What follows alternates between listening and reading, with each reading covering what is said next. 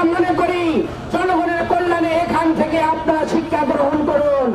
যদি আপনারা এই ধরনের গণমুখী বাজেট দিতে না পারেন, তাহলে এই দেশের মানুষ আপনাদের বাজেট সহ আপনাদেরকে প্রত্যাখ্যান করবে। আসুন আগামী দিনে জনগণের কল্যাণে কাজ করুন, জনগণের পকেট নামে, গরিব নামে জনগণের পক্ষে কাজ করুন, না হলে এই দেশের জনগণ আপনাদেরকে প্রত্যাখ্যান করবে।